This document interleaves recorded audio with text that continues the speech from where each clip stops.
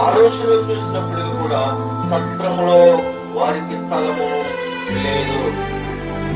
అయితే ప్రియమైన దగ్గరికి బిడ్డలారా, ఈ సత్రములో వారికి స్థలము లేదు.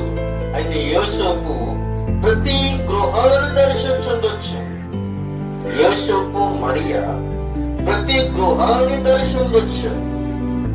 ఎందుకనంటే ప్రతి ఒక్క గృహం దర్శించినప్పుడు ఆ గృహాలు ఖాళీ లేకుండా ఉండొచ్చు. ఎందుకంటే వేరే వేరే ప్రాంతముల నుండి, వేరే వేరే పట్టణముల నుండి, వేరే వేరే పల్లెల్లో నుండి వాళ్ళ ఇంటికి వచ్చి ఆ ప్రజల సంఖ్య రాయించుకోవడానికి వచ్చేప్పుడు ఆ సత్రంలో వారికి స్థలము లేనప్పుడు వాళ్ళ గృహంలో ఉండి రాయించుకున్నారేమో.